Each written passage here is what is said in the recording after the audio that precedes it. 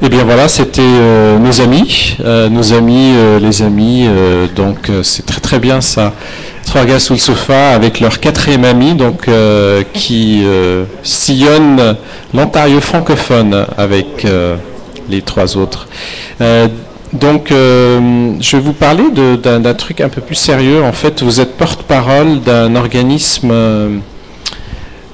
qui défend, qui fait la promotion de la défense de deux cancers assez majeurs. Pourquoi vous avez accepté ceci et pourquoi donc vous continuez à le faire? Ben en fait, c'est ça, il y a eu un événement passé qui était une marche à Montréal et à Québec.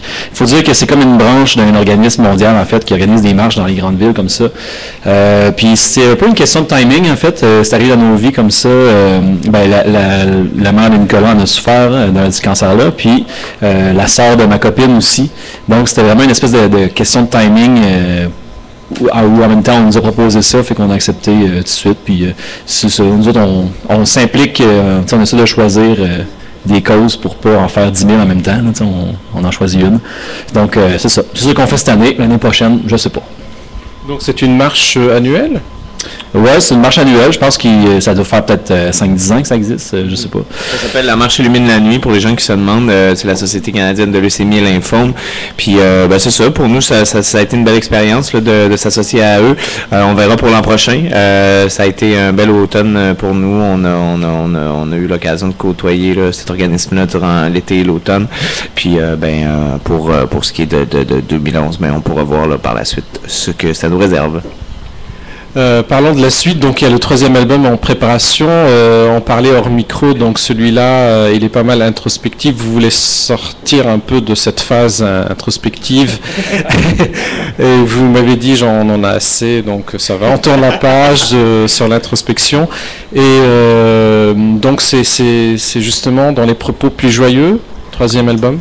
Ouais, c'est drôle parce que, en fait, quand j'y pense, l'album, le deuxième disque n'est pas si introspectif que ça, parce qu'il y a quand même des chansons ludiques, mais disons que pour nous, c'était introspectif. Ouais. Puis maintenant, c'est ça, c'est autre chose. Hein. Nous autres, on écrit sur ce qu'on vit, puis maintenant, on est heureux, on le fait plus moins pour l'introspection, mais plus pour le plaisir d'être ensemble. Donc, j'ai hâte de voir qu'est-ce que ça va donner. On a commencé déjà, mais on est vraiment dans les premiers balbutiements de l'album. Fait que on n'est pas encore rendu très loin. Là. Fait qu'on peut pas dire encore la direction que ça prend, mais je pense que ça va être un heureux mélange, comme je disais tantôt, entre le premier et le deuxième album. C'est-à-dire plus d'instrumentation, mais peut-être qu'on va redevenir plus ludique. Là. On est dans le fond de nous, là, on est vraiment niaiseux. Là, fait que c'est ça que ça donne. Là. C'est souvent aussi les tournées qui inspirent un album prochain. Ouais, oui, la tournée, nous on n'écrit pas en tournée, mais on écrit après les tournées. Puis en tournée, ce qui se passe, c'est qu'on n'est pas capable d'être sérieux pendant plus que 5 minutes. Fait que c'est drôle, d'ailleurs, je discutais de ça avec ma copine, elle me demandait de quoi on parlait en tournée, puis là je disais que on parlait jamais de rien, vraiment. On dit juste vraiment des, tu sais, c'est une enfilade de, les gars de Monogrenade, je sais pas si c'est comme ça aussi, là, mais ils ont l'air plus sérieux que vous. Peut-être, mais en tout cas, nous autres, c'est vraiment une enfilade une suite sans fin de choses et d'autres, mais de choses vraiment banales et vraiment absurdes souvent. Fait que, nécessairement, si le quotidien des tournées est teinté de ça, quand on revient pour écrire, ça a un impact, là. Alors sur ce, on va passer hors de l'ombre, mais le titre de la chanson est à l'ombre. De quoi parle cette chanson? Parce que c'est quand même un titre assez intriguant. Ouais, en fait, c'est une chanson qui traite essentiellement de quand tu viens juste de te séparer, finalement. En tout cas, c'est peut-être le point de vue le plus masculin, mais il y a une espèce de période, il y a différentes phases quand tu viens de te séparer. Puis, on a essayé de les comparer un peu à l'agriculture, en fait. C'est ça qui est... parce que dans la chanson, la blonde a laissé ses plantes chez le gars. Puis, là, finalement, au début, le gars... il s'est occupé des plantes, puis là, sa blonde, elle serait content, mais là, à un moment donné, il commence à sortir beaucoup, fait qu'il s'en occupe plus. Fait que c'est comme un peu... c'est un peu une métaphore des phases qu'on peut traverser quand on termine une relation. Ça m'appelle aussi le baiser du barbu. J'ai pas vu ce film, Nicolas, l'as-tu vu? Non, je l'ai pas vu. Je l'ai pas vu, mais moi, je voulais ajouter que en spectacle, on la présente souvent cette chanson-là en disant que quand on se laisse, là, quand un couple est brisé, il y a toujours deux côtés à la médaille. Puis souvent, dans les chansons, on parle de la personne qui est blessée, mais il y a souvent une personne que ça fait pas mal son affaire aussi. Fait que de l'autre côté, c'est intéressant aussi de voir ça, de dire, ouais, mais moi, finalement, ça m'arrange un peu, ça. Fait que voilà. Voilà, très bonne continuation. 3 gars sous le sofa.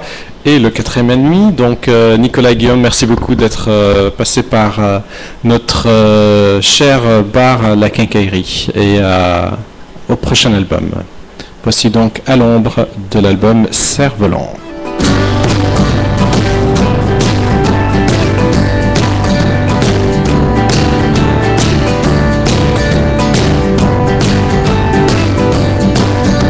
J'ai arrosé tes plantes, j'ai tout mis tes choses dans un coin, plié ta robe de chambre, débranché ton réveil matin.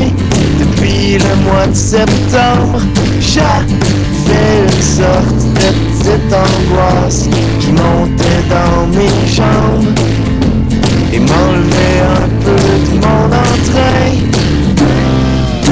J'arrose encore tes plantes, je leur mets de l'engrais comme tu m'as dit. Puis des fois quand ça me tente, je leur joue un peu de bâton de pluie. Depuis le mois de novembre, j'ai comme un petit surplus de temps. C'est bon parce que mes jambes voulaient courir depuis longtemps.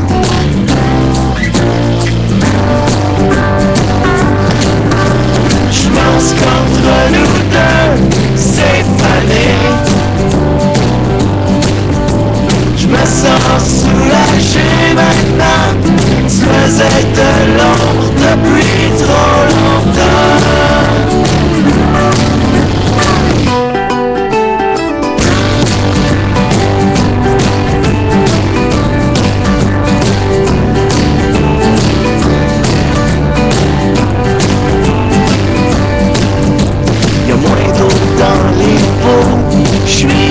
Trop souvent parti la nuit, j'ai peur que dans mon dos tes plantes me fassent des gros soucis.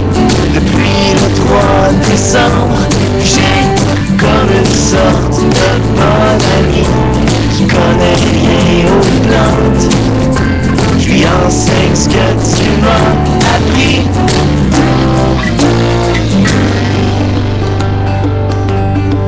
T'es venu récupérer tes boîtes d'hier en fin de journée. Puis quand t'as vu tes plantes, ton sourire m'a rempli de fierté. Depuis que les jours allongent, j'ai fait un retour à la terre. Je repose un peu mes jambes, je me suis moi-même mis en jachère.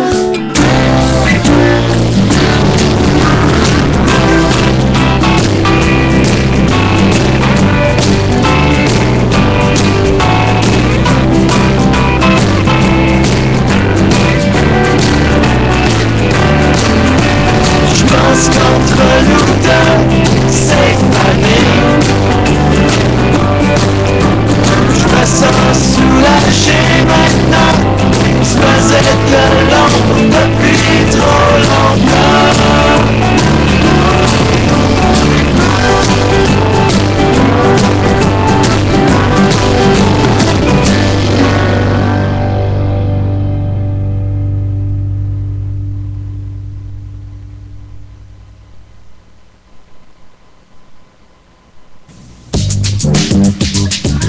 Francophonie Express. Voilà, nous sommes en compagnie de Marthe Saint-Laurent, auteure, conférencière et coach spécialiste des relations entre femmes. Donc, Marthe, vous parlez de la sexualité féminine jusqu'au bitchage dans le milieu du travail. Donc, il s'agit de votre travail, donc le bitchage, 25 conseils indispensables, guide de survie chez Béliveau Éditeur. Comment ça s'est passé justement analyse sur le bitchage au féminin? En fait, je me demandais sur quoi écrire, je me demandais quoi faire, puis je me suis dit, tiens, allons exploiter un sujet très frileux dont personne ne veut parler, et qui de mieux qu'une femme pour parler des relations de femmes au travail.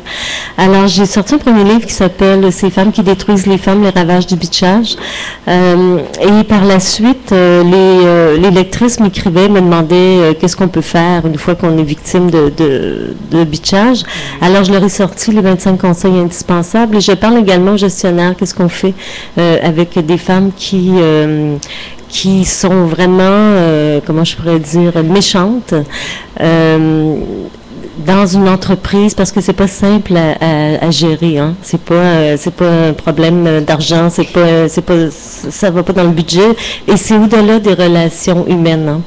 Parce que c'est souvent basé sur l'envie, la jalousie. Donc, on entre dans une autre dimension. Là, ça prend presque un bac en psychologie pour traiter ça. Donc, je donne des conseils aussi aux gestionnaires. Donc, c'est un sujet qui me touche particulièrement parce qu'évidemment, vous comprendrez que j'ai été victime de bitchage, mais c'est pas pour ça que j'écris les livres. C'est simplement parce que je trouve que de plus en plus, il y a ce problème-là, il y a ce fléau-là.